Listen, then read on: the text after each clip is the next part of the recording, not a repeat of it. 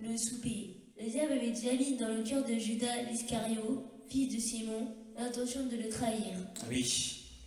Alors, nous sommes dans Jean chapitre 13, à partir du verset 2, et la Bible nous dit qu'au cours de ce souper, dans le cénacle, eh bien, le diable ayant déjà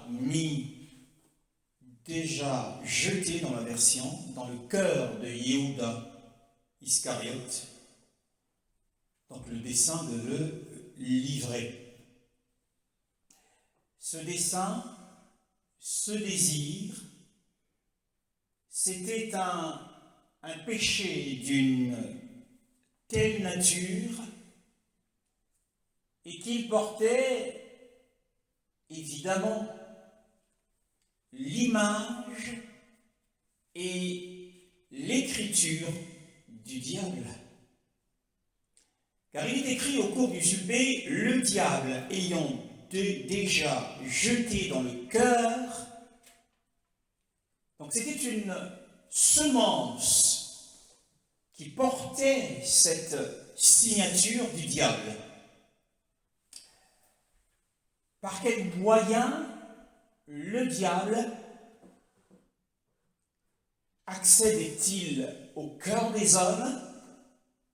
Par quelle méthode lance-t-il, jette-t-il ses suggestions, c'est-à-dire ces insinuations ou des pensées d'inspiration sans qu'on en ait forcément conscience? Par quelle méthode, eh bien, vient-il mêler ses pensées à lui aux pensées qui naissent dans nos cœurs?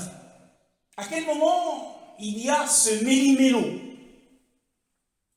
des pensées, à la fois des pensées du diable et des pensées qui naissent naturellement de notre cœur?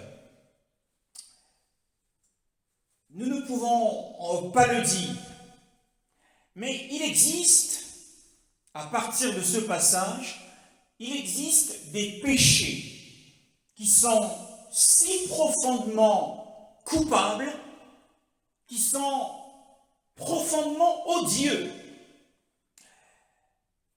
auxquels il y a trois choses. Il y a le monde, il y a la chair et il y a le diable, qui sont les trois ennemis du croyant.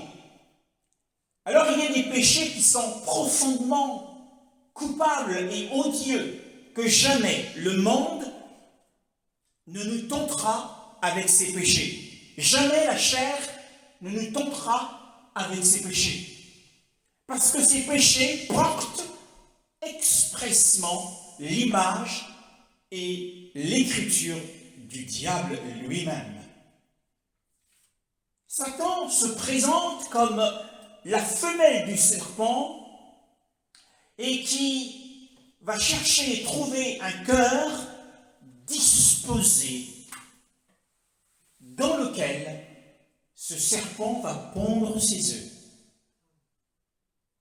Et ce cœur va servir de nid à couver, eh bien, les œufs des serpents qui naîtront là-dedans. Et c'est ce qui s'est passé avec Judas. Le cœur de Judas était disposé à recevoir les œufs de l'ancien serpent. En trahissant le maître,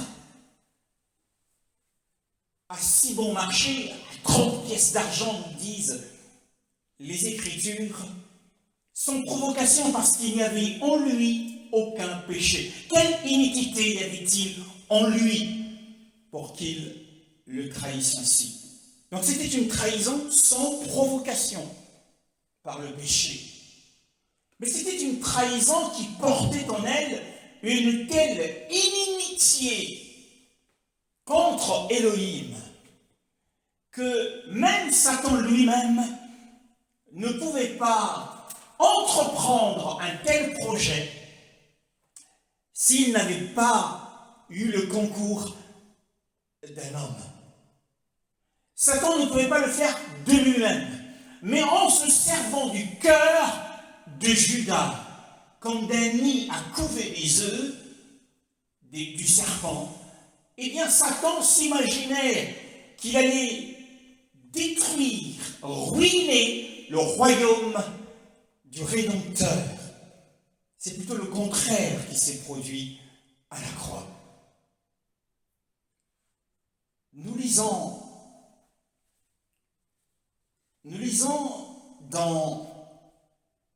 au verset 21 jusqu'au verset 27 ces paroles.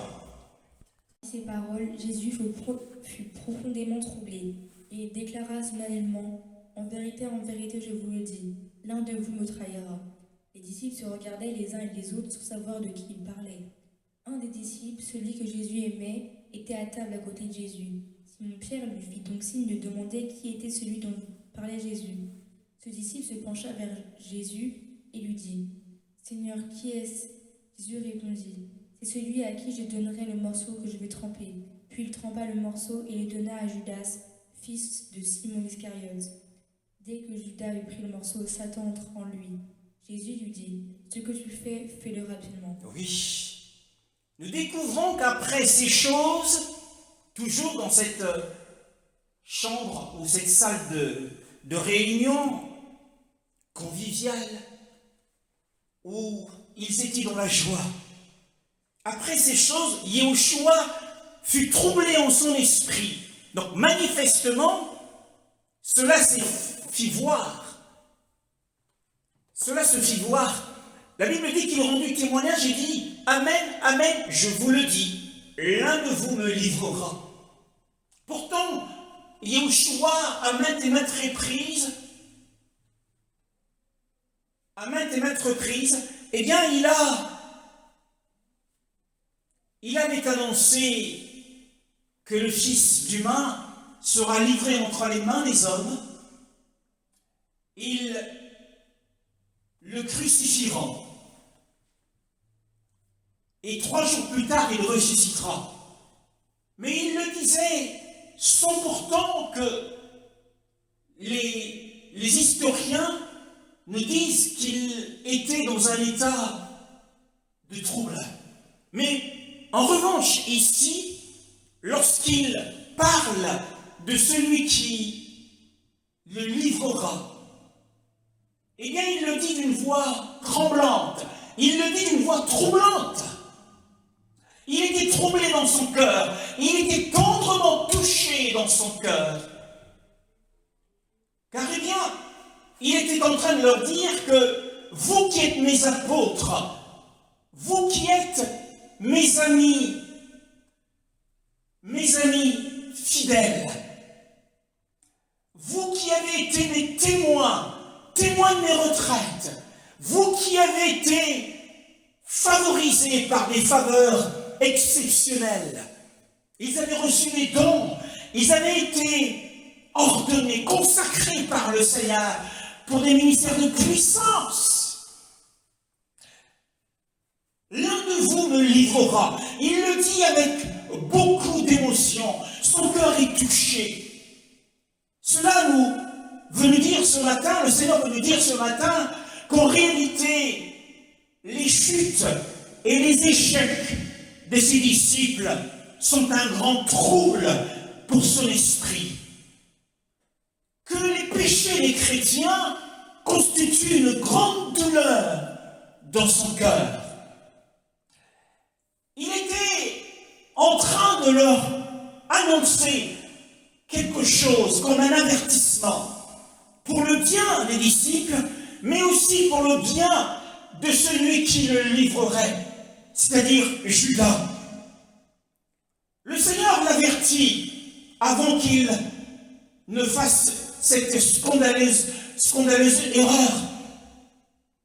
Pourquoi? Eh bien parce qu'il espérait, en lui avertissant de ce qui allait arriver, car le Seigneur sait d'avance, même si c'était une prédiction, même si la Bible disait que, eh bien, l'un le livrera, ou que celui qui partage son pain tournera le talon contre lui, mais ce n'était pas pourtant une nécessité fatale. au point que Judas devait l'accepter. Non, le Seigneur lui donne un avertissement dans l'espoir qu'il se relève du piège du diable. Or, nous avons lu que Satan avait déjà mis dans son cœur, il avait jeté une semence, une suggestion, une insinuation en son cœur. Mais pouvait-il se relever de ce piège? Et nous voyons qu'il n'a pas saisi cet avertissement du Seigneur. L'un de vous, celui qui m'est proche, l'un de vous me livrera. Alors, le complot ourdi contre le Seigneur est ici dévoilé en partie. Alors les disciples, se regardant les uns les autres, ils ne savaient plus quoi faire ni quoi dire. D'un air pensif, ils se regardaient les uns les autres pour voir si l'un des visages allait rougir et de se dire, ah, si celui-là rougit, c'est que manifestement il y a le Christ dans son cœur, ça va être lui. Ils se regardaient les uns les autres, se soupçonnant. C'était un temps d'épreuve et un temps d'humiliation pour les disciples. Or, un des disciples, celui que Yahushua aimait, était à table, couché sur le sein de Yahushua. Il avait une posture penchée, comme ça se passait dans ces pays-là. Il était tellement proche pour signifier qu'il y a certains chrétiens qui ont une communion beaucoup plus libre et beaucoup plus intime avec le Seigneur que d'autres. C'est ainsi. Et s'étant penché sur la poitrine de Yahushua, il était celui qui était chèrement aimé. Il dit au Seigneur, qui est-ce? Yahushua répond, c'est celui à qui je donnerai le morceau après l'avoir trempé. Bien-aimé, ce disciple que le Seigneur aimait lui demande, qui c'est? Mais Yahushua ne dit pas, c'est Judas, c'est lui le traître, c'est lui l'adversaire, c'est lui le méchant. Il ne le dit pas, mais il lui répond par un signe. Il veut lui dire, observe ce que je veux faire. Celui à qui je donnerai le morceau, suis le mouvement de ma main. À qui je donnerai le morceau après l'avoir trempé, c'est celui-là.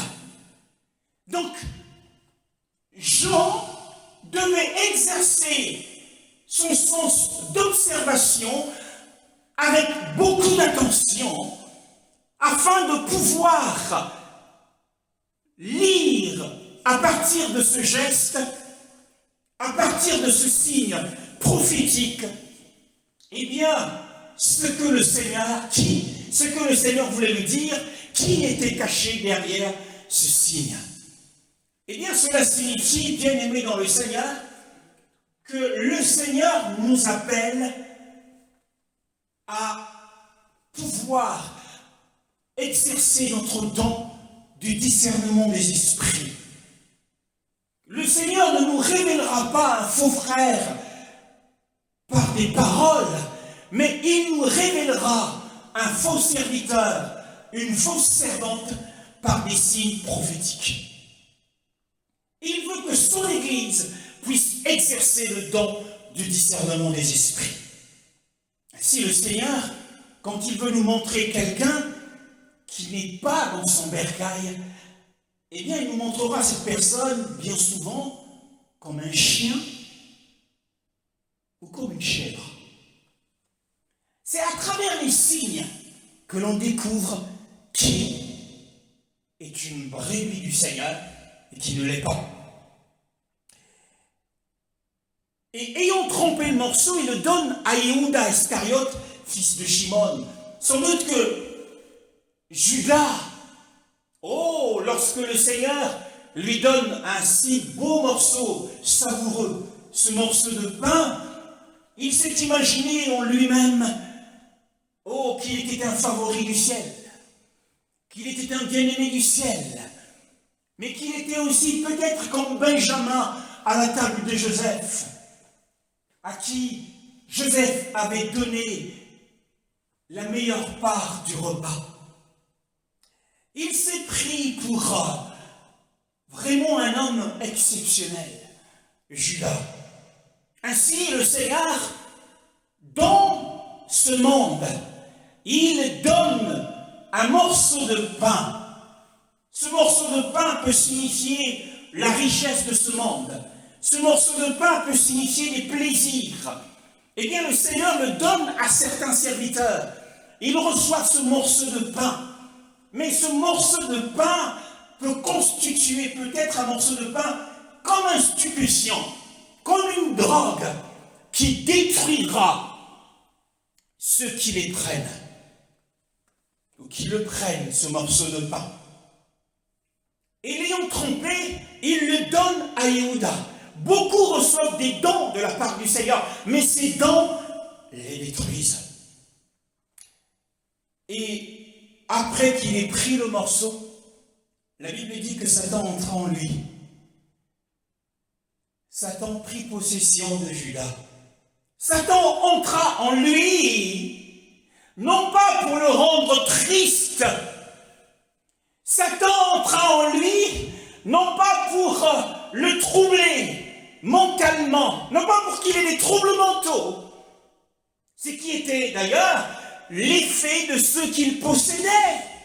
Lorsque Satan entrait dans un corps, les effets étaient dévastateurs. Satan entra en lui, non pas pour le précipiter sur une pente escarpée, dans le feu. Satan entra en lui, non pas pour le précipiter dans la mer. Marc, chapitre 9, le verset 17 à 23. De la foule lui répondit, « Maître, je t'ai amené mon fils qui a un esprit muet. Partout l'esprit s'empare de lui, il le jette par terre, l'enfant écume, grince des dents et devient tout raide. J'ai prié tes disciples de chasser l'esprit, ils n'ont pas pu. Génération incrédule, leur dit Jésus, jusqu'à quand serai-je avec vous? Jusqu'à quand devrais-je vous supporter? Amenez-le-moi. On le lui amena. Dès que l'enfant vit Jésus, l'esprit l'agita avec violence, il tomba, il se roula par terre en écumant. Jésus demanda au Père, depuis combien de temps cela lui arrive-t-il? Depuis son enfance, répondit-il. Et souvent l'esprit l'a jeté dans le feu, dans l'eau, pour le faire mourir. Mais si tu peux faire quelque chose, viens à notre secours et compassion de nous. Oui, voilà les effets de la possession satanique et démoniaque. Cet enfant avait le mal des chutes. Car la Bible nous dit, j'ai emmené mon fils qui est possédé d'un esprit muet. Et lorsqu'il était pris par ses attaques épileptiques, et lorsqu'il était dans ses crises, il devenait muet. Partout où la crise le prenait, l'esprit le déchirait en quelque sorte, en le jetant dans des convulsions si violentes, c'est-à-dire qu'il l'agitait, et l'esprit le secouait de toutes parts, que l'enfant était presque en pièces. Partout où il avait des attaques épileptiques, eh bien, il y avait une bave mousseuse qui sortait de sa bouche, et il grinçait les dents comme quelqu'un qui souffrait et qui était dans une grande misère. Et bientôt, lorsque ces crises prenaient fin, s'arrêtaient. Alors, cet enfant était si faible et si usé qu'il était dans l'incapacité de parler. C'est pourquoi il est écrit qu'il était possédé d'un esprit muet à la suite des crises, incapable de parler, incapable de manger. Waouh! Pour quelle raison est-ce que l'esprit mauvais l'agitait ainsi? Et lorsque son père, ce pauvre homme, s'adresse à son père, au verset 22, il dit, et souvent il l'a jeté dans le feu et dans l'eau pour le faire périr. Quel était le but du diable en le possédant? Eh bien, le diable veut la ruine de ceux en qui il règne et qu'il travaille. Lorsque Satan règne et travaille dans un corps, son but c'est de ruiner la personne ou l'enfant. Son but c'est de le faire périr, car il est écrit qu'il cherche qui il va dévorer et qui peut dévorer. Au verset 22 toujours, il est écrit, mais si tu peux quelque chose, dit-il à Yahushua, secours-nous, aie compassion de nous. Souvenez-vous du lépreux qui était couvert de lèpre de la tête aux pieds, dans Matthieu 8. Il vint vers Yahushua, le suppliant et l'adorant, en lui disant, si tu le veux, tu peux me rendre pur. Mais ici, ce pauvre homme dit au contraire, si tu peux quelque chose, alors secours-moi. Le lépreux était confiant dans la puissance sans limite de Yahushua Mashiach, mais il avait mis un si à sa volonté. Si tu le veux, tu peux me rendre pur. A contrario, ce pauvre homme, sans rapporter à sa bonne volonté, car il dit, si tu peux quelque chose, secours-moi, aie compassion de moi. Ils sont rapportés à sa bonne volonté, aie compassion de moi. Mais il avait mis ainsi à sa puissance. Waouh! Pourquoi? Et il l'explique lui-même, parce que j'ai emmené mon enfant auprès de tes disciples. Eh bien, je l'ai emmené auprès de tes disciples. Ils n'ont pas pu chasser ce démon. En ton nom, bien sûr. C'est pour cela que je me pose des questions. Parce que les disciples du Seigneur chassaient les démons au nom du Seigneur. Et qu'en chassant, en tentant de chasser ce démon de ce corps, ils furent déconcertés dans cette affaire. Ainsi, à ce jour, le Seigneur souffre en son honneur, l'honneur qui est sur son nom, des difficultés que nous rencontrons sur notre carrière. Et il souffre en son honneur des folies que parfois nous exprimons. Et ici, les disciples n'ont pas honoré leur Seigneur. Jean, chapitre 13, le verset 27. La Bible dit, et après le morceau, alors, Satan entra en lui. Heureux était Judas en ce cas. Satan n'entra pas en lui pour le transformer comme ce jeune homme épileptique. Satan ne l'a pas secoué. Satan ne l'a pas conduit, ne l'a pas mis en pièces. Satan ne l'a pas précipité dans la mer pour l'étouffer dans les profondeurs des eaux, comme les pourceaux dans l'affaire du fou de Gadara. Mais Satan entra en lui pour le posséder d'un préjugé dominant, pour le posséder d'une idée reçue contre Yahushua Mashiach. Il l'a possédé pour qu'il ait ce préjugé dominant, comme l'ont aujourd'hui beaucoup de frères. Beaucoup de frères sont possédés d'un esprit de préjugés contre le Seigneur.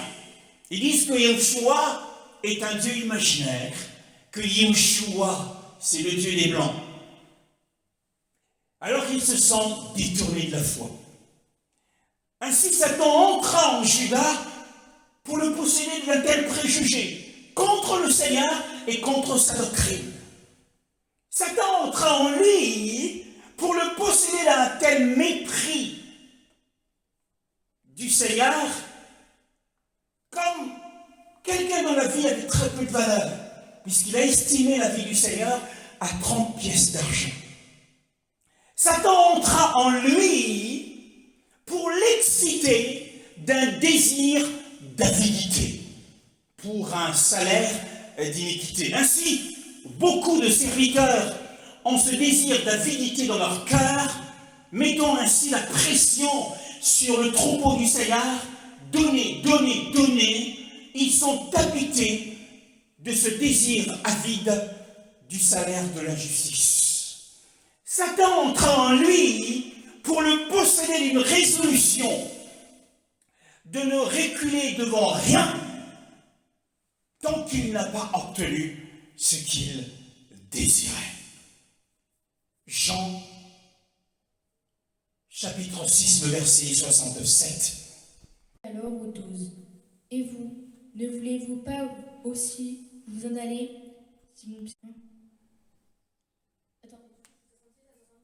C'est 66. Dès ce moment, beaucoup de ses disciples se retirèrent et arrêtèrent de marcher avec lui. Jésus dit alors aux 12. Et vous, ne voulez-vous pas aussi vous en aller?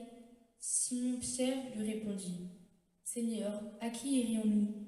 Tu as les paroles de la vie éternelle. Et nous croyons et nous savons que tu es le Messie, le Fils du Dieu vivant. Jésus leur répondit. N'est-ce pas moi qui vous ai choisis, vous les 12, et l'un de vous est un diable? Waouh! Alors, au verset 66, dès lors, beaucoup de disciples s'en allèrent vers les choses qui étaient derrière et ne marchèrent plus avec lui. Waouh! C'est l'apostasie. C'est l'heure de l'apostasie. Beaucoup de ceux qui avaient quitté leur maison, leur famille, leur métier, à cause d'une histoire d'humeur, ils pensaient mettre en captivité la parole du Seigneur. Non, bien-aimés, nous n'avons pas à mettre en captivité la parole du Seigneur par nos humeurs. Au contraire, c'est à nos humeurs de nous accommoder à la parole du Seigneur. Ces hommes ne revinrent plus et ne participèrent plus au ministère du Seigneur.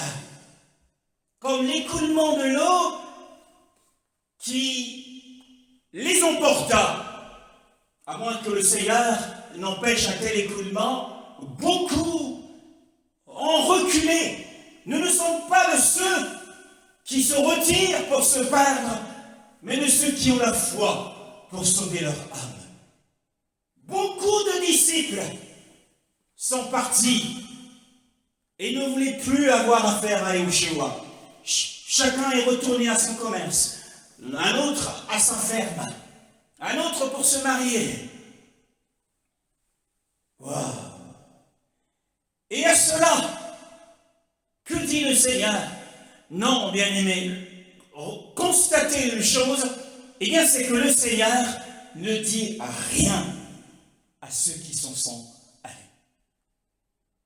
Les Écritures ne nous disent pas qu'il a fait un commentaire, qu'il a donné une parole.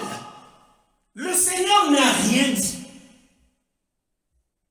Si les chrétiens incrédules ne croient plus ou ne croient pas à votre ministère, se sont engagés avec vous, mais ils n'y croient plus. Et lorsqu'ils s'en vont, eh bien qu'ils s'en aillent. Parce que le Seigneur lui-même ne dit rien. Pourquoi? Parce que ce n'était pas... Pourquoi n'a-t-il rien dit au sujet de ces nombreux frères qui l'ont abandonné? Pourquoi n'a-t-il rien dit? Eh bien, s'il n'a rien dit, eh bien, c'était parce que ce n'était pas une grande perte. Parce qu'il ne les avait jamais eus en réalité. Et ils sont venus à la légère et ils sont partis à la légère. Beaucoup viennent au ministère. On a eu des frères qui sont venus ici et ils sont partis sans trop savoir pourquoi. Mais nous ne devons pas courir après les frères, puisque le Seigneur ne dit rien au sujet de ses frères. Pourquoi nous avons quelque chose à vous dire? Laissons-les s'en aller. Mais pour les 12, le verset 67, Yeshua dit aux 12, il ne dit pas à d'autres disciples, mais il dit aux 12, et vous? Que leur dit-il? Et vous? Ne voulez-vous pas vous aussi vous en aller? Il est spécial, le Seigneur, quelquefois. Hein? Pour les 12, c'était le temps de l'épreuve. La foi de plusieurs était ébranlée. Mais la Bible dit quoi lorsque la foi de quelques-uns est ébranlée? Le fondement de la parole demeure solide. Le fondement de Yahweh demeure solide. Et vous, c'était le temps de l'épreuve, de la fermeté de leur foi. Qu'est-ce que le Seigneur voulait-il dire? Et vous, ne voulez-vous pas vous aussi vous en aller? Il voulait simplement leur dire, c'est à vous de choisir si vous le voulez ou non. C'est à vous de choisir, mes frères. Le Seigneur appelle un frère à faire partie du ministère. C'est lui qui reçoit la vision et le songe, ou la sœur. Mais la sœur ne vient pas. Ou le frère ne vient pas. C'est à vous de choisir si vous voulez ou non. C'est l'heure de la tentation. Yeshua ne retiendra personne avec lui contre sa volonté. Ça, il faut le savoir. Mais depuis là, j'ai grandi par rapport à ce passage. Le Seigneur ne retiendra personne avec lui contre sa volonté. Vous voulez écouter les enseignements sur Yeshua pain de vie? C'est bien. Vous ne voulez pas? Tant pis pour vous. Oui. Le Seigneur ne retiendra personne. Ces soldats, il veut simplement nous apprendre ici que ces soldats sont des soldats volontaires. Ce ne sont pas des hommes pressés. Ce ne sont pas des hommes qui sont placés sous pression. Parce que les 12, ainsi que les autres frères qui se sont retirés, ils avaient eu le temps d'essayer de savoir s'ils aimaient le Seigneur ou pas. S'ils aimaient le Seigneur et sa doctrine ou pas. Pourquoi leur dit-il, et vous, ne voulez pas vous aussi vous en aller? C'est afin que personne, qu'aucun d'eux, ne puisse dire un jour, oh mais tu vois là, Yeshua là, il nous a trépanés pour devenir ses disciples. Vous savez ce que c'est que la trépanation? La trépanation est une opération chirurgicale qui consiste à ouvrir la boîte crânienne et à faire agir le cerveau. Yeshua n'est pas un gourou pour que l'on dise qu'il nous a trépanés, qu'il nous a fait un lavage de cerveau, et c'est pour ça que nous sommes devenus disciples. Et que si c'était à refaire, on ne le refera pas. Non, justement, il leur dit, et vous, ne voulez pas vous aussi partir comme les autres? Yeshua leur accorde, et il accorde aujourd'hui à tous les chrétiens, ceux qui nous écoutent, à tous les chrétiens, il leur accorde le pouvoir de révocation, en leur disant, je vous laisse libre. Je vous laisse libre de continuer ou pas. Josué chapitre 24, verset 15. Mais si vous ne trouvez pas bon de servir l'Éternel, choisissez aujourd'hui qui vous voulez servir. Soit les dieux de vos ancêtres servaient de l'autre côté de l'Euphrate, soit les dieux des Amoréens dans le pays desquels vous habitez. Quant à ma famille et moi, nous servirons l'Éternel. Oui. Oui. Ici, Josué leur propose clairement le choix, comme Yeshua en son temps. C'est un titre du Mashiach. Il propose les candidats qui se présenteront à l'élection. Quels sont les candidats qui se présentent à l'élection aujourd'hui? Le Seigneur Yahweh d'un côté et de l'autre côté, le Dieu des ancêtres. Il faut savoir qu'Abraham, avant qu'il ne devienne Abraham, était un adorateur d'idoles. Il adorait les idoles avant qu'il ne soit appelé par le Seigneur. Mais aujourd'hui encore, c'est pour parler des Juifs, premièrement, des Hébreux à cette époque, il y avait les dieux de leurs ancêtres qu'ils avaient reçus par tradition de leur père. Ainsi, dans le christianisme d'aujourd'hui, et notamment dans la zone Afrique, Asie et Amérique, il y a beaucoup de chrétiens qui ont hérité spirituellement des totems ou des dieux de leurs ancêtres.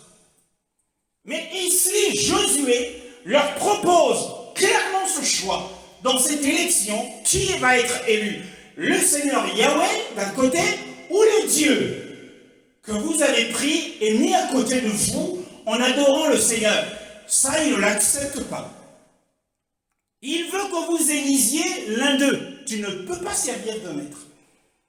Tu ne peux pas, comme Rachel, avoir des dieux avec toi et adorer Yahweh. Rachel. Elle avait encore les dieux de ses pères. Et beaucoup ont dit oui, ont accepté de servir les esprits des totems, héritiers de leur père. Josué suppose qu'il y a des gens à qui, pour une raison ou d'une autre, il semblerait mal de servir le Seigneur. Vous savez qu'il y a, comme on a dit, que Satan a possédé Judas pour qu'il soit habité d'un préjugé, d'une grande force, d'un préjugé dominant. Il y a des préjugés et des objections. Si vous croisez un frère qui était chrétien et qui ne l'est plus, et vous entendrez les objections qu'il élève contre le christianisme. Aujourd'hui, des préjugés. Ça, c'est un signe d'une possession démoniaque. C'est le temps de l'épreuve. Et Josué est en train de leur dire, il leur semble mal, et comme il le semble mal pour certains aujourd'hui, dur et déraisonnable, d'être obligés, pour certains, de renoncer à eux-mêmes, de mortifier la chair et de prendre leur croix. C'est compliqué pour certains.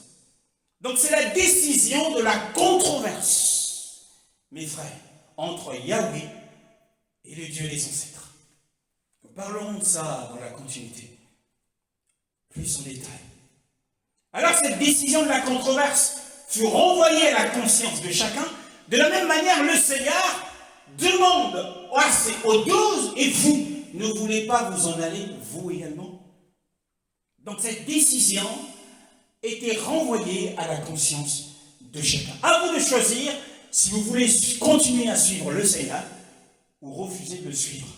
Mais vous ne pouvez pas avoir avec vous les dieux de vos ancêtres, avec vous les totems, les esprits, et servir le Seigneur en même temps. Et Josué dit, moi et ma maison, non pas ma maison sans moi, ou moi sans ma maison. Beaucoup sont comme ça. Ils servent le Seigneur quelque part et leur femme est ailleurs. Non, c'est moi et ma maison. Non pas ma maison sans moi, ou moi sans ma maison. Ce n'est pas possible. On ne peut pas être chrétien et le reste de la famille ne pas l'être. Ou le reste de la famille est chrétienne, mais le chef de famille ne l'est pas. Ce n'est pas ça. Mais moi et ma maison le serviront Yahweh. Servir le Seigneur n'est pas une abréviation de notre liberté. Le fait que nous soyons liés au Seigneur, cela n'abrège pas notre liberté. Mais il faut savoir une chose, c'est qu'à chacun de nous, eh bien le Seigneur a laissé cette liberté de penser. Nous sommes libres de penser. C'est la volonté du Seigneur de laisser cette liberté de penser à tout homme. Nous avons cette liberté de penser. Les frères qui sont partis, ils ont cette liberté de penser et de choisir. Donc, le père de famille, c'est celui qui a une grande influence sur la famille. Ils doivent adorer le même Dieu qu'il adore. Ils doivent servir le même Dieu qu'il adore. Moi et ma maison, a dit Jésus, nous servirons le Seigneur. Jean chapitre 6, le verset 67. Jésus dit alors aux 12, et vous, ne voulez-vous pas aussi vous en aller? Oui, c'est une question éveillante qui éveille l'esprit. Souvenez-vous de votre caractère. Vous avez tout laissé, tout quitté. Votre métier, votre entreprise, votre famille. Vous avez fait preuve de beaucoup de caractère. Néhémie chapitre 6, le verset 11. Un gouverneur comme moi prendre la fuite? Du reste, comment un lac tel que moi pourrait-il entrer dans le sanctuaire et rester en vie? Je n'y entrerai pas. Oui, un homme tel que moi. Non. Un homme comme moi devrait-il fuir? Cet homme était à l'œuvre pour le Seigneur. Mais les ennemis des Juifs ne voulaient ménager aucun effort tant qu'ils n'avaient pas réussi à le départir, à le détourner, à lui faire abandonner l'œuvre. Un ennemi. Si bien que ces ennemis des Juifs engagèrent des prophètes qui se disaient inspirés d'Élohim, de Yahweh, pour qu'ils viennent persuader Néhémie à fuir, à aller se cacher et à trouver un abri dans le tabernacle. Car la Bible dit que je trouverai un abri dans le tabernacle. Tel cela est décrit dans le psaume 127. Au jour du malheur, j'entrerai dans le sanctuaire et je trouverai un abri auprès de toi. Alors ces hommes, soient-ils inspirés, voulaient le persuader de s'en aller. Et s'il avait quitté l'œuvre, Satan aurait gagné. Il aurait eu gain de cause. C'est ainsi que Satan agit. Il est le tentateur des hommes pour être leur accusateur. Il est celui qui entraîne les hommes au péché afin de se glorifier de leur honte une fois qu'ils sont tombés dans le péché. Il est celui qui trompe les hommes pour ensuite les conduire dans le lieu du tourment pour les tourmenter. Ainsi, ces ennemis des Juifs voulaient la chute de Néhémie, voulaient que Néhémie abandonne l'œuvre du Seigneur à Jérusalem pour qu'il trouve une occasion pour l'accuser, pour le calomnier. Un homme comme moi devrait-il fuir? Un homme si proche du Seigneur tel que moi, devrais-je abandonner Yeshua? Non, remarquez, plus nous sommes proches de Yeshua, plus nous avons été longtemps avec lui, 15 ans, 20 ans, 30 ans avec lui, plus nous nous sommes engagés envers lui. Et plus grand sera notre péché si nous l'abandonnons. Oui. Néhémie dit, un homme comme moi devrait-il fuir? Bien-aimé, lorsque l'apostasie de certains est un chagrin pour le Seigneur Yeshua, remarquez, il ne dit rien, mais cela chagrine quand même son cœur. Comme nous, lorsque nous rencontrons quelqu'un qui était un frère hier, qui est retourné dans le monde, ou qui a suivi une autre voie. C'est l'apostasie de certains, la rétrogradation de certains est un chagrin pour le Seigneur. Mais la constance des autres qui sont restés là, 15 ans, 20 ans, 30 ans, 40 ans, 50 ans, leur constance sur le parcours, sur la piste de course, et d'autant plus pour l'honneur du Seigneur que naît le chagrin de l'apostasie de certains. Il est heureux, Yeshua est heureux. En conséquence, lorsque nous sommes encore dans la course, Magnifique est le Seigneur. Yahushua et les croyants, et les véritables croyants mûrs, Yahushua et ces croyants-là se connaissent trop bien. Ils se connaissent trop bien, matin après matin, pour qu'ils se séparent au moindre mécontentement. Beaucoup, au moindre mécontentement, et ils abandonnent l'œuvre, ils quittent le ministère. Ils ne veulent plus entendre parler du frère. Mais non, quand tu connais bien Yahushua et lorsqu'il te connaît bien, malgré le mécontentement de l'événement qui t'arrive, de la circonstance que tu connais, tu ne peux pas te séparer de lui. On a lu tout à l'heure, à qui irions-nous? C'est ce que nous allons relire, Jean chapitre 6, le verset 68. Simon Pierre lui répondit, Seigneur, à qui irions-nous? Tu as les paroles de la vie éternelle. Oh, magnifique réponse. La réponse de Pétros est pleine de foi. Ce Pétros fut en toute occasion, en toute circonstance, il était la bouche des autres. Il prenait les devants. Il parlait pour les autres. Non pas tant parce qu'il avait plus d'oreilles que les autres frères, mais parce qu'il avait plus de langue. Il avait plus de langue à lui tout seul. Lorsque chacun de nous n'a qu'une seule langue, Pierre, il en avait 12. Comme dans certains couples, l'homme a une parole et la femme en est 10.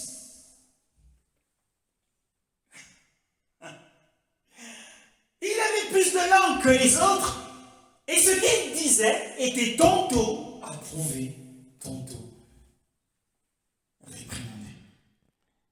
Matthieu chapitre 16, le verset 17 et le verset 23. Il prit la parole et lui dit, Tu es heureux, Simon, fils de Jonas, car ce n'est pas une pensée humaine qui t'a révélé cela, mais c'est mon Père céleste. 23. Mais Jésus se retourna et dit à Pierre, Arrière, Satan, tu es un piège pour moi, car tes pensées ne sont pas les pensées de Dieu, mais celles des hommes. Voilà, il était tantôt approuvé et tantôt réprimandé. C'est le lot commun de tous ceux qui sont prompts à parler. Tantôt, ce qu'ils disent, c'est bien, et tantôt, c'est mal. Mais ici, dans Jean 6, 68, à qui irions-nous? Vers qui irions-nous? Tu as les paroles de la vie éternelle. Ouais, cela fut bien dit, et admirablement bien dit.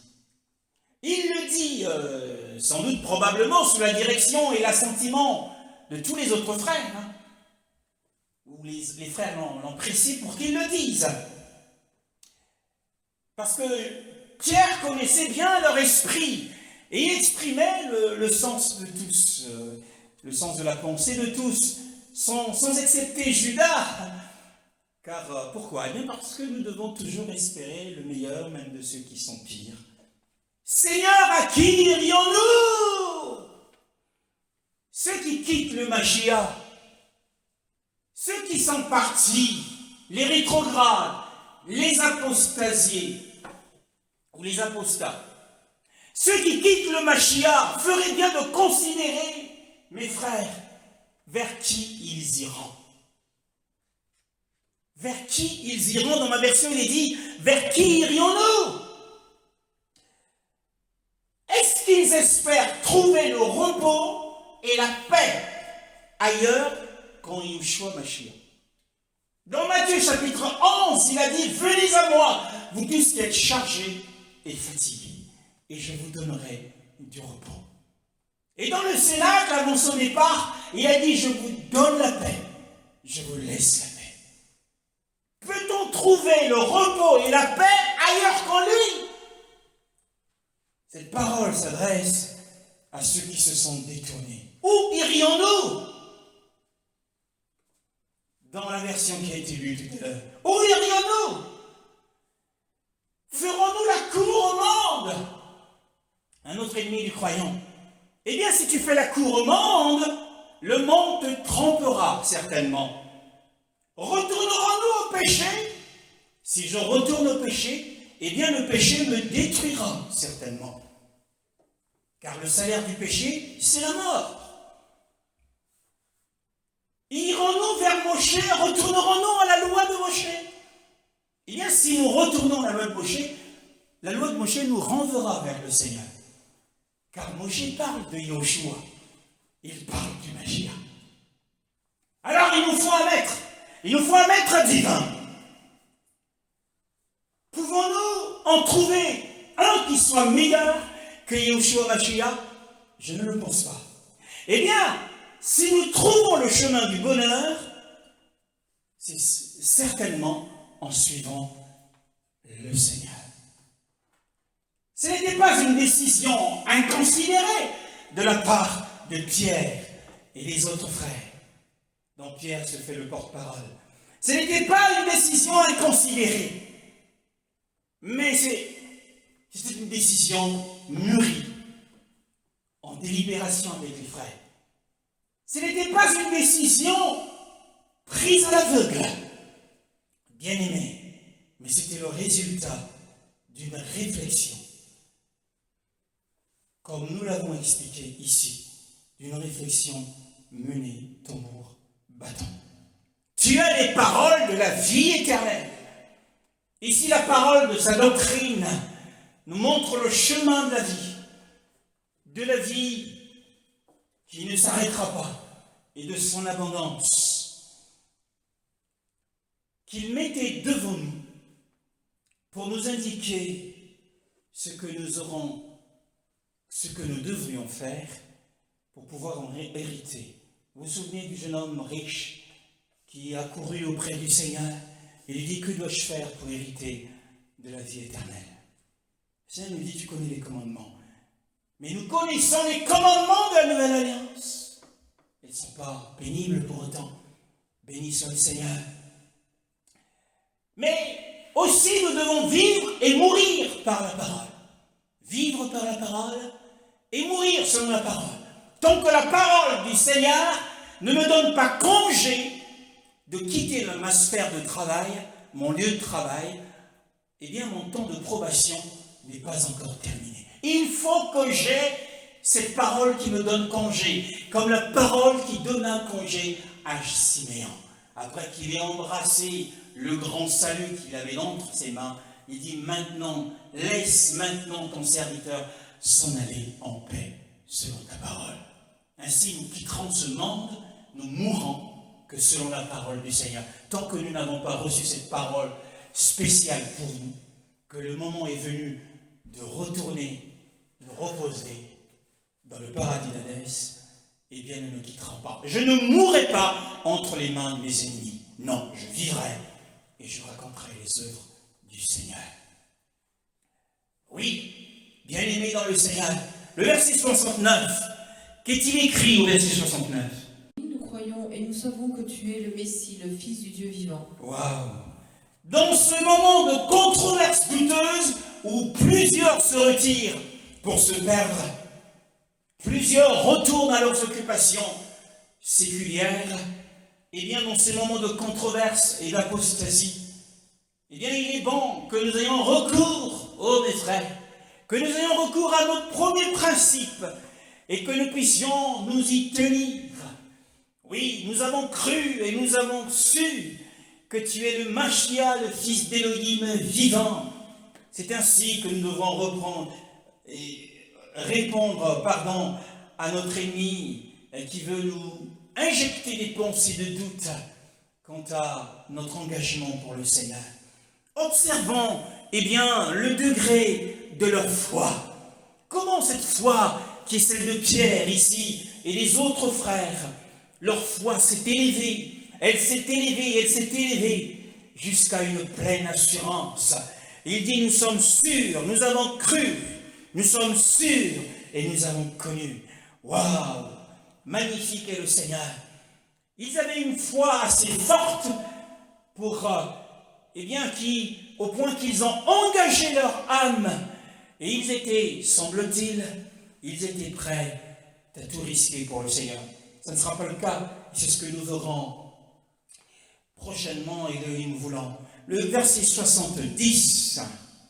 On dit: n'est-ce pas moi qui vous ai choisi, vous les 12, et l'un de vous est un diable? Oh, alors que Pierre, enthousiasmé par l'Esprit sans doute, a donné cette merveilleuse réponse au Seigneur lorsqu'il leur dit « Vous ne voulez pas vous aussi vous en aller ?» Eh bien, il était plein d'assurance. Mais la remarque que fait le Seigneur est triste. À la réponse de Pierre, il semble corriger tacitement, implicitement cette confiance.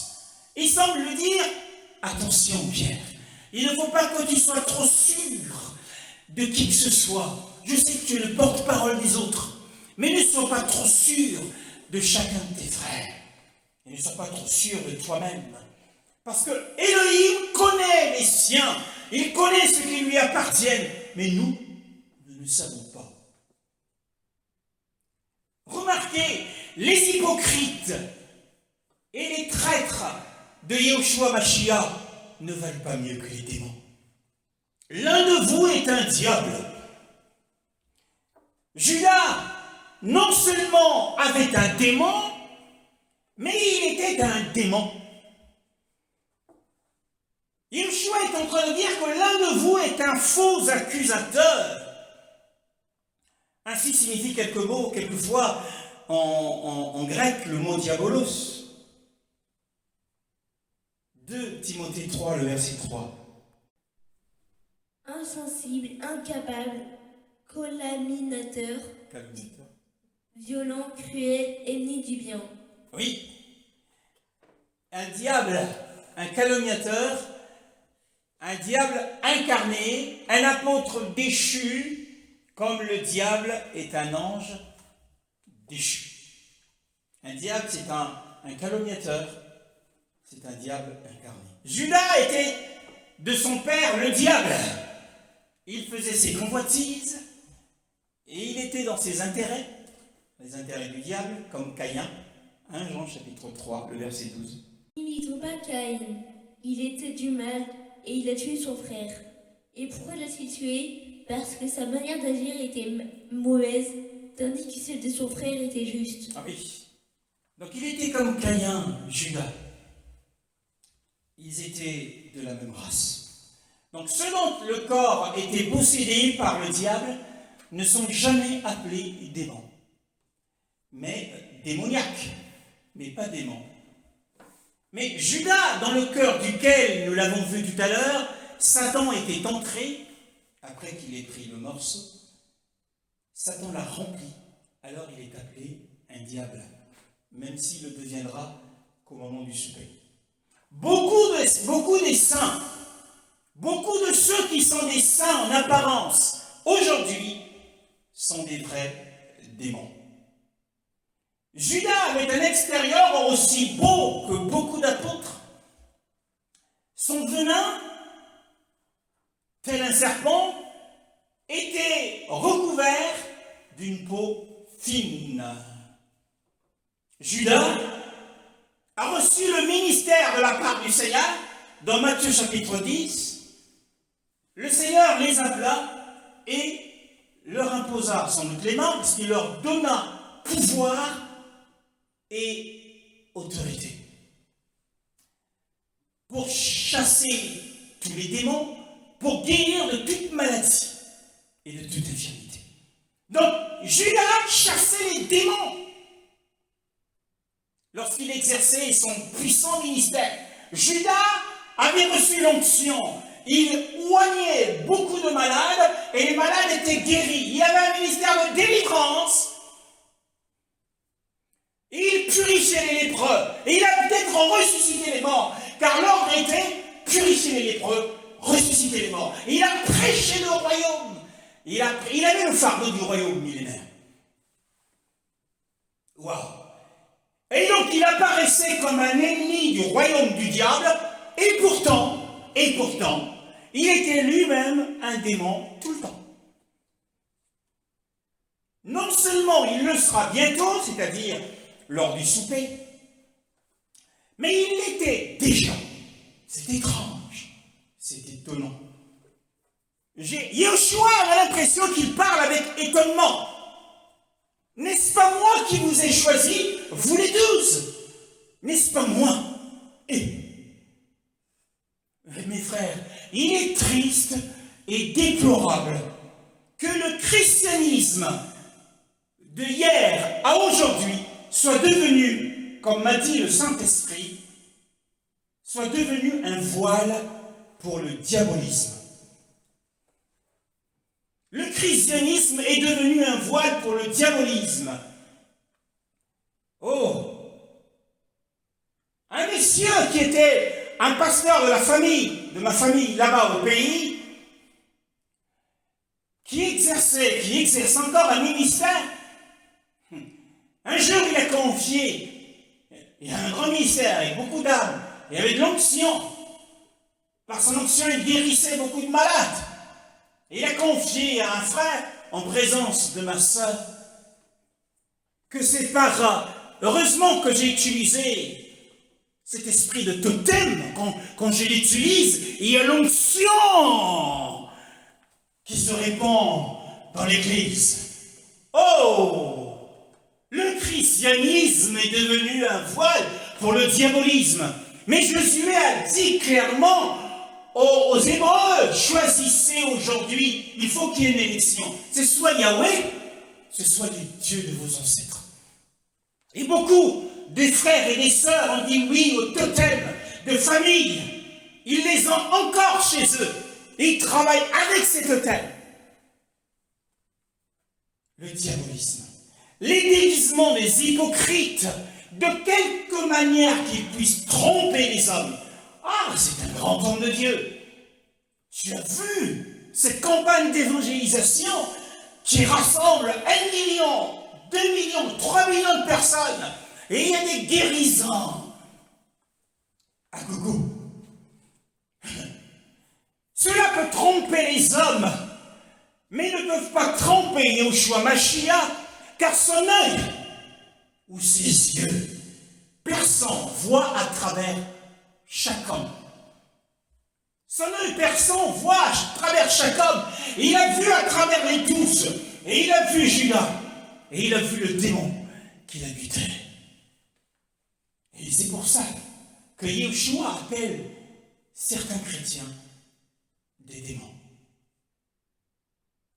Voyons autre chose dans 1 Roi, au chapitre 14, le verset 6. Lorsque Échija entendit le bruit de ses pas, au moment où elle franchissait la porte, il dit « Entre, femme de Jéroboam, pourquoi veux-tu te faire passer pour une autre? Je suis chargée de t'annoncer des choses dures. » Pourquoi prétends-tu être une autre personne? Elle vint au prophète étant masquée. Elle s'était déguisée. Mais la salutation du prophète ne s'adresse pas au déguisement, à l'apparence, mais la salutation du prophète s'adresse à la personne qui est derrière ce déguisement, femme de Jéroboam. Elle fut percée à jour. Le prophète n'avait aucun égard pour son rang. C'était la reine. Jéroboam était roi en Juda. Elle était une reine, mais qu'est-ce qu'une reine face à un prophète? Lui qui avait un message à lui transmettre immédiatement reçu de la part de Yahweh. Devant Yahweh, que vous soyez président de la République, que vous soyez général d'armée ou roi d'Angleterre, tous les enfants des hommes, ou que vous soyez femme de ménage au CHU de Nantes, tous les enfants des hommes se tiennent au même niveau devant Yahweh. C'est pour ça qu'il dit « Oh, femme de Jéroboam !» Il ne dit pas « Oh, reine !» Pourtant, c'est un acte de civilité, on le sait, de ne pas prêter attention à ceux qui désirent passer inaperçus. Si quelqu'un que vous connaissez désire passer inaperçu dans une société où vous êtes, dans un environnement où vous êtes, respectez son sens de l'incognito, respectez sa discrétion. C'est ce que veut la civilité. Mais le prophète Achia n'était pas un courtisan. Il ne donnait pas de titre flatteur. Et c'était c'était un homme franc. Il valait mieux pour lui être franc. Et cette femme l'a su, elle sut à qui elle avait affaire. Il lui dit, je suis envoyé vers toi pour des choses dures. Les hypocrites auront des nouvelles très lourdes qui leur seront adressées par le Seigneur. Ceux qui pensent se cacher d'Élohim par leur déguisement, ils se font passer pour les apôtres. Ce sont des apôtres, ce sont des prophètes, ce sont des évangélistes, des docteurs. Et ils seront misérablement confondus lorsqu'ils se trouveront déçus. Ça sera un temps de déception et de confusion au jour qui a été fixé par le Seigneur, où ils seront découverts, car tout est à nu et à découvert aux yeux de celui à qui nous avons affaire. Les pécheurs, des serviteurs de Dieu, pécheurs, c'est des grands pécheurs. Ce qu'ils font en catimini, ce qu'ils font en secret, ils apparaissent maintenant. On les voit dans les télévisions, dans les réseaux sociaux. On les voit sous le costume des saints, dans des congrégations d'une grande envergure. Sous ce costume, ils sont reçus et pris pour tels. Ce sont des éminents serviteurs. Mais bientôt, ils rougiront de leurs fausses couleurs. Ce sont des fausses couleurs qu'ils laissent émaner aux yeux des gens. Et lorsque le Seigneur les appellera plutôt, par leur véritable nom, il leur dira, sors, toi, hypocrite, perfide et menteur, je ne t'ai jamais connu, retire-toi de moi. Matthieu chapitre 7, le verset 28, nous n'allons pas le lire. Pourquoi prétends-tu être un autre? Les nouvelles d'une communion avec les hypocrites, ceux qui travaillent avec les autres dieux, qui travaillent avec les autres esprits, et qui vont contracter des alliances avec des sirènes pour avoir l'onction, pour avoir les honneurs. Ceux-là, eh bien, ils auront des lourdes nouvelles. Elohim jugera les hommes, non pas selon ce qu'ils semblent paraître, mais selon ce qu'ils sont véritablement. Jean chapitre 6, le verset 70. L'un de vous est un démon. Oui, la vue divine de Yeshua est bien meilleure que toute autre vue. C'est à sa vue que nous devons nous confier. Et souvenez-vous, il ne dira pas un nom, mais ce qu'il dira, c'est qu'il nous montrera par un signe prophétique afin que nous puissions discerner de qui il s'agit. Oui, mes frères, contre les faux frères dont nous devons nous défendre, eh bien nous avons besoin de la révélation par des signes prophétiques et non par des paroles. Il y a ceux qui sont choisis par le Rédempteur pour des services spéciaux et qui pourtant se sont montrés infidèles. Beaucoup ont reçu une telle onction, un tel ministère de délivrance et de puissance, mais ils se montrent infidèles au bout d'un certain nombre d'années. Certains deviennent tellement riches. Connaissez-vous l'homme le plus riche d'Afrique? C'est un homme de Dieu. Mais aujourd'hui, on confectionne des vêtements à son effigie, ceux de son église.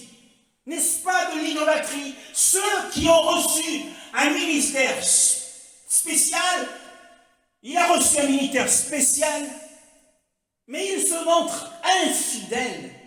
Et cette femme que mon épouse suivait régulièrement sur une chaîne télé privée, et qui, à travers le monde, une jeune femme américaine, qui exerce un ministère de délivrance à ce jour. Un jour, je demande à mon épouse, eh bien, d'où lui vient cette onction?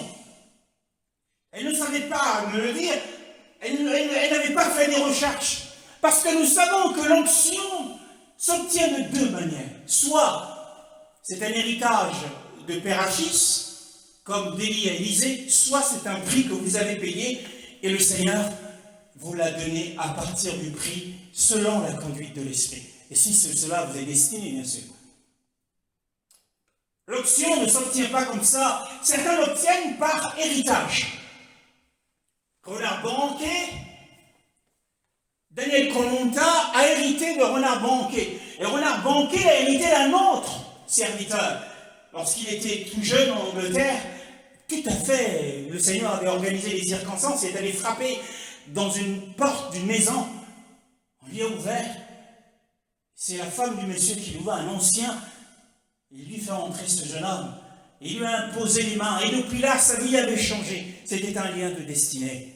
Voyez-vous, ce soit par héritage, soit c'est par un prix que l'on paye. Mais autrement, mais on a découvert que cette jeune femme qui exerce un ministère avec une onction d'une telle facilité de délivrance et toutes les choses nécessaires, qu'elle a été chercher son onction en Tanzanie, chez un certain homme de Dieu auprès de qui il fallait aller se prosterner, faire allégeance, se prosterner, se mettant à genoux en disant « Oh Père, combien je t'aime! Oh Père, je t'aime !» Et je suis sûr que cet homme a couché avec cette femme. Et c'est là qu'elle a reçu son onction. Et nous étions estomaqués. Oui, la vue divine de Yeshua est bien meilleure que tout autre. Beaucoup de serviteurs aujourd'hui sont dans la titrologie. Ils veulent avoir des titres. Ils se font appeler apôtres. Ils se font appeler prophètes. Les gens ne sont que dans ça. À chaque fois qu'ils font une page chrétienne, ils signent en disant « Je suis un apôtre ». Sachez que l'avancement à des places d'honneur, de l'apostolat, de la prophétie, ou du ministère prophétique, du ministère doctoral et pastoral, ce sont des places d'honneur et de confiance que le Seigneur normalement accorde qu'à des hommes de confiance dans l'Église universelle. Mais ce n'est pas une preuve. Ce n'est pas une preuve de la grâce salvatrice. Ce n'est pas une preuve que l'on sera sauvé.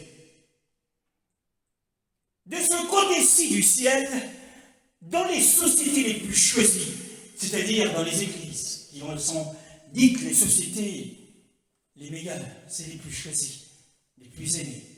Ce n'est pas une chose nouvelle, ce n'est pas une chose anormale de rencontrer des gens corrompus comme Judas, ou comme ceux que nous avons cités.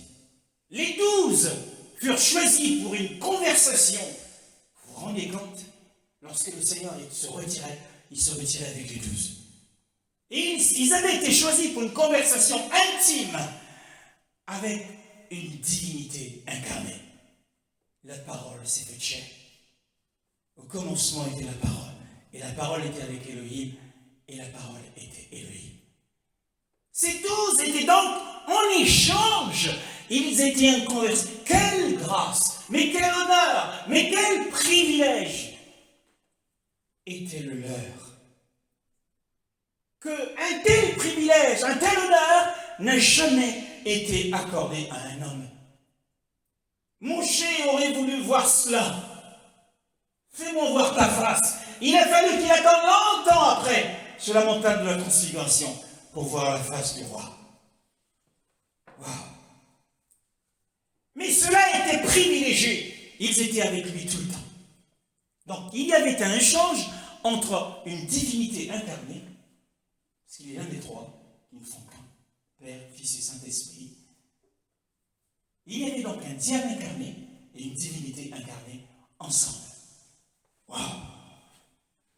Et donc, dans la société, c'est-à-dire l'Église, qui est une société choisie, il n'est pas étonnant qu'on y trouve des démons incarnés.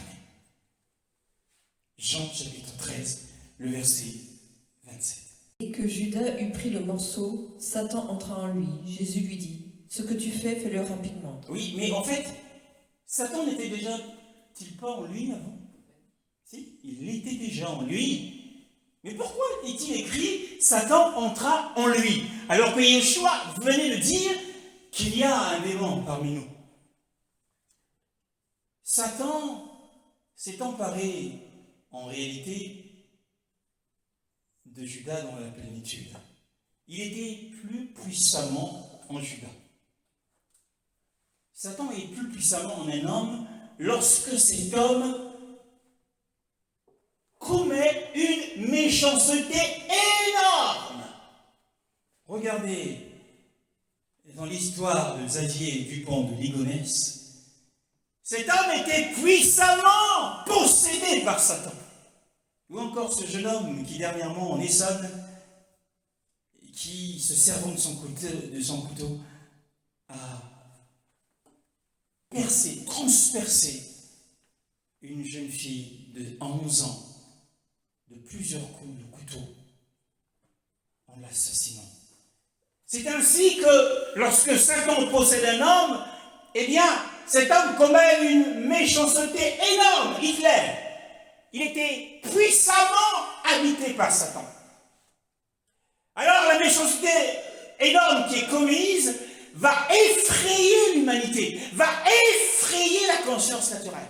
En Essonne, tout le monde avait peur. Dans l'affaire des disparus de Perpignan, tout Perpignan avait peur parce qu'il y avait là un tueur en série qu'on n'arrivait pas à trouver pendant des années. Oui, quand une méchanceté énorme est commise quelque part dans le monde, sachez que c'est Satan qui est entré plus puissamment en cette personne. Les traîtres de Yahushua ont beaucoup du diable en eux. Ceux qui trahissent le Seigneur, y compris ceux qui travaillent avec des totems, des esprits, qui sont des sorciers en fait. C'est des sorciers dans l'église. C'est des pasteurs, des sorciers. Comment Satan est-il entré en lui après qu'il ait mangé le morceau? Beaucoup sont devenus pires par les dons de la bonté du Seigneur. Le Seigneur leur a conféré des dons, mais ces dons-là les ont conduits à leur destruction. Comme nous l'avons dit tout à l'heure, c'était un morceau de pain stupéfiant. Il y avait de l'héroïne ou de la cocaïne dedans. Ça va confirmer leur impénitence. C'est pourquoi le Seigneur, quelquefois, il se retient de nous donner certains dons de peur que nous perdions avec ça. Au lieu que ces dons de sa bonté nous conduisent à la repentance, mais nous devenons pires. Les charbons ardents qui sont amoncelés sur la tête d'un homme, au lieu que ces charbons le fassent fondre, mais ce charbon l'endurcit. La Bible nous dit que Yahushua, après que Satan soit entré en lui, et lui dit, ce que tu vas faire, fais-le rapidement. Oui, en réalité, en fait, il le livra aux convoitises de son cœur. C'est un abandon à la conduite et à la puissance du diable.